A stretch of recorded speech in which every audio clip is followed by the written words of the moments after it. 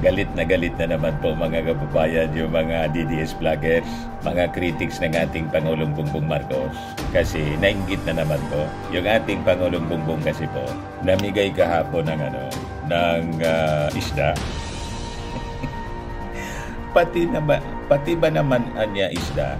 Pumapil pa yung ating Pangulong Bongbong Marcos. Hindi lang po simpleng isda ito, mackerel, imported, pero smuggled po. Ang maganda sa policy ngayon mga kababayan ng ating gobyerno, yung mga smuggled na mga kontrabando. Nagpapagang mga balita at pagtalakay sa mga isyu ng lipunan. Bulsa! Opinyon, banat at paglalantad sa katotohanan. Bulsa! What you see is what you get. You decide.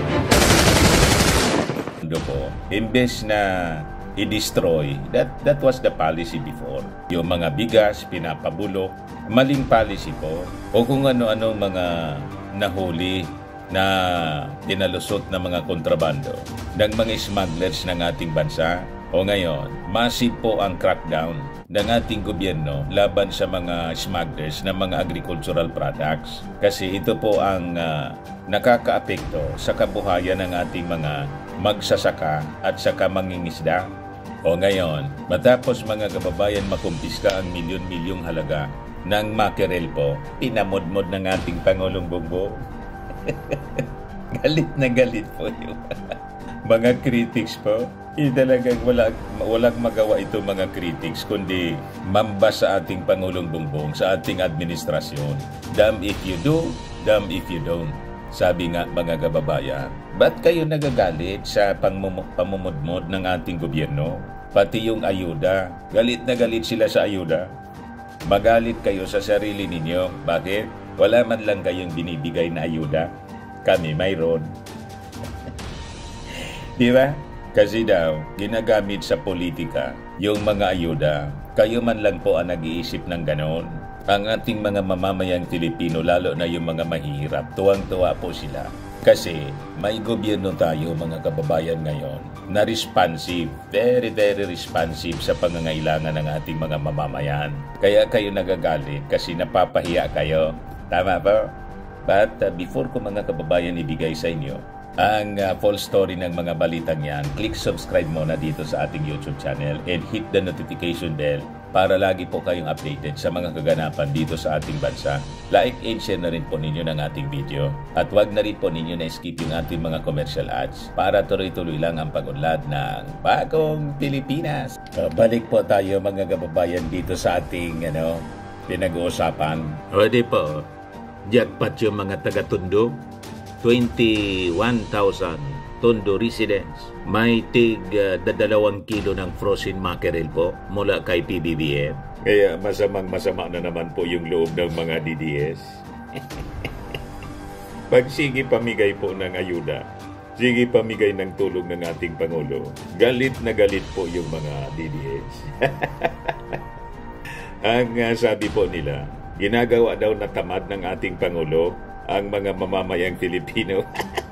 Ang gusto ninyong mangyari, wag mamigay ng ayuda yung ating Pangulo para may issue kayo. Sasabihin ninyo, ginutom ng ating Pangulo yung ating mga mamamayang Pilipino.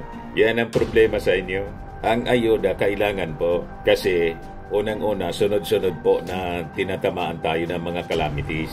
Yung El Nino, yung mga pagbaha, yung mga malalakas na bagyo. Sunod-sunod po. Hindi man gusto ng mga mamamayang Pilipino na masira yung kanilang kabuhayan.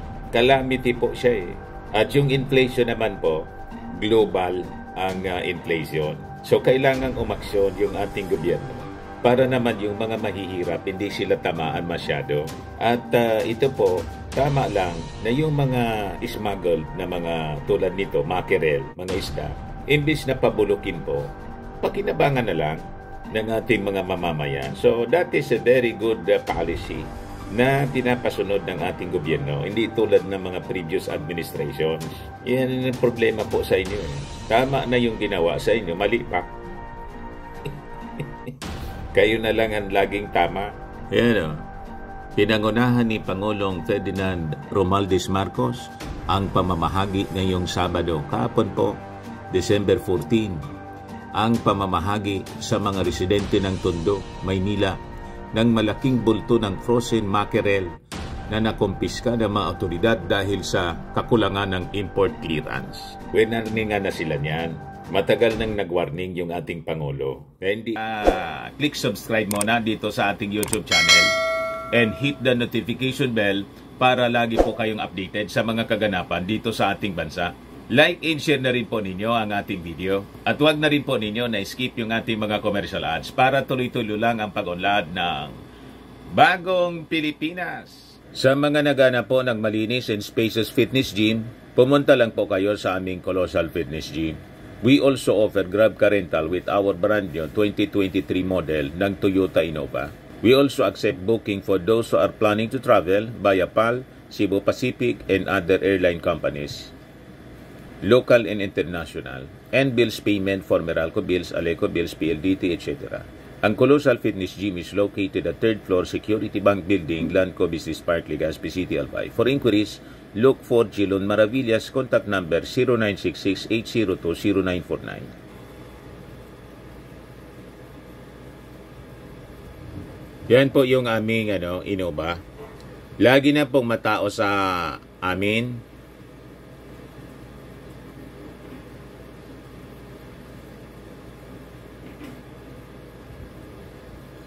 Yan po mga bagong clients namin.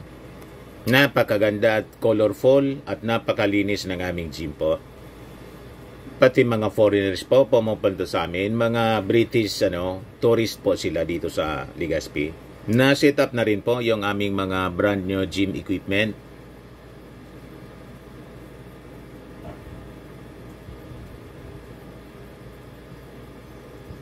May treadmill na rin po kami.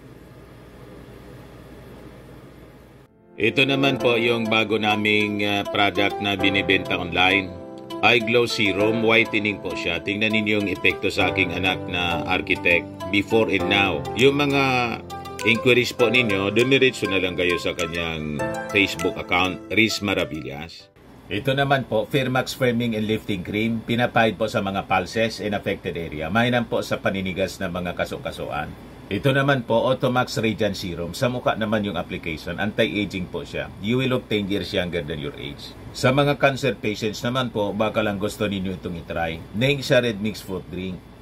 Hindi mo po siya gamot, food supplement siya. Kaya lang, gawa siya mga kababayan sa goji berry. Yung goji berry may anti-cancer properties. O ngayon, yung mga inquiries ninyo, dumiretso na lang kayo sa aming messenger sa Facebook para masagot namin agad. Ayos pa? Ayos na ayos niya, Mr. Maravilla. Isasantuhin ng kanyang administrasyon itong mga smugglers, lalo na po itong mga agricultural smugglers. Sabi dito sa release ng Presidential Communications Office, sa inspeksyon ng 178.5 milyong halaga ng smuggled na mackerel sa Maynila, inatasan ni Pangulong Marcos ang Bureau of Customs at ang Department of Agriculture na palakasin pa ang implementasyon ng Anti-Agricultural Sabotage Act para sa proteksyon ng mga mamimili at mga magsasaka, saka mga mangingisda. Kaya yung nakumpiska po, tignan ninyo, kahon-kahon. Kailangan pakinabangan ng ating mga mahihirap. Nainggit naman yung mga DDS. Ganyan karami po, matindi. Di ba? Tuwang-tuwa yung mga mahihirap. Yan ang presidente. Kaya kayo na insecure. Yung hindi ninyo nagawa noon, ngayon lang to, mga kababayan, nangyayari sa panahon ng ating Pangulong Bongbong Marcos. Na-insecure sila, mga kababayan, kasi siyempre, lalong bumango ang ating Pangulong Bongbong because of his policy of governance. Maganda po yung kanyang mga polisiya. Pakinggan natin, mga kababayan, yung mensahe ng ating Pangulong Bongbong. Magandang umaga po sa inyong lahat. Merry Christmas po. Masayang Pasko. Nandito lang po kami upang mag-supervise po at makita kung paano gagawin dito sa pag-distribution ng tulingan. Itong nahuli. Alam niyo po, ang pinanggalingan nito ay may nagpasok na illegal nitong mga isda na ito. at bali smuggling, ini-smuggle na papasok ng Pilipinas. At mabuti naman ay nakita sa kaugnayan ng Department of Agriculture at saka ng ating customs, ay nakita nila na hindi maganda, hindi kumpletong papeles, hindi kumpletong pagbayad. Kaya po kinumpis ka ng pamahalaan. Kaya ganun po ang aming ganun po nangyari. Ngunit nakita naman ninyo, naka-freezer pa ito. Ika namin, napakasayang naman ito, katakot-takot na isda ito. Ang daming pwedeng pakain. Marami tayong mapapakain. Kaya i-distribute po natin doon sa inyo, dito sa inyo, para meron naman pantulong, para na kayong namalengke ng isda ngayong araw. Meron na kayong tigalawang kilo, di ba? Oh, tigalawang kilo. O di, kaya naiba naiba po ang pamasko namin. Imbis na hamon at saka mga lechon, isda, ang mga tulingan ng aming dala. Pero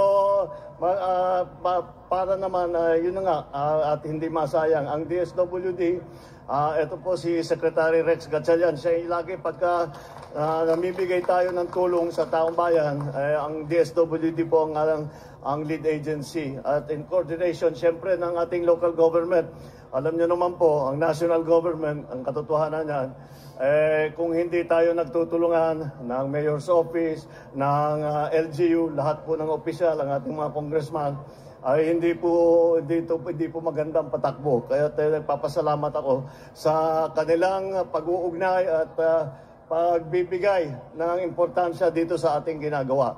Okay, yun lang naman po. At asahan po ninyo na kapag may ganitong pangyayari, ang una naming iniisip kung paano gagamitin itong mga nahuling mga bagay-bagay na ito. Kung minsan hindi lang naman pagkain, may agricultural products. Meron po kasi tayong bagong batas na itinatawag ang Anti-Agricultural Sabotage Act.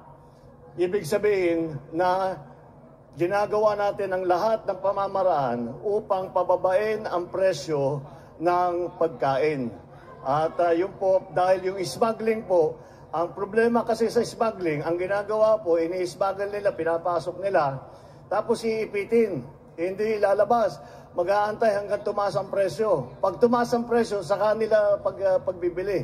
Kaya't yun ang iniiwasan natin dahil ang nabibiktima dyan ay ang taong bayan, yung pangkaraniwan na ating mga mamamayan. Kaya't hindi natin papayagan na matuloy yung mga ganyang klaseng sistema. Kaya ginawang nga namin ng batas at pinapatibay namin na mabuti. Kaya kayo ngayon ang naging beneficiary dito sa ating nahuli na mga smuggled agricultural products. Ito nga, tulingan. At sana mabuti naman, ako'y nasisihan na nandito kayo lahat na hindi masasayang at magagamit naman ninyo. Okay, maraming salamat. Merry Christmas po! Diba? Tapos kayo mga smugglers. Mag-smuggle kayo mag-smuggle. Hindi niyo ang pakikinabangan. Iyon ang magandang strategy ng ating administrasyon ngayon. Hindi na ninyo mamanipula ang mga agricultural products. May batas na tayo. Maigpit na pinapatupad ngayon ng ating administrasyon. At pag nagpatuloy kayo sa inyong gawain, kayo yung logi. Kasi kukumpiskahin ng ating gobyerno, imbis maibenta ninyo, ipamimigay ng ating Pangulong Bongbong ng libre. O di ba? May pang-ayuda yung ating Pangulong Bongbong Marcos sa ating mga mahirap. Sino yung logi? Di ba kayo? Milyon-milyon ang logi ninyo. 178.5 million ng mackerel, mga kababayan, mga tulingan. Frozen tulingan. O, di ba? Pinamigay ng ating Pangulo sa bawat pamilya 21,000 na mga beneficiaries po, tig 2 kilo. Masaya yung Pasko ng ating mga kababayan sa Tondo, Manila.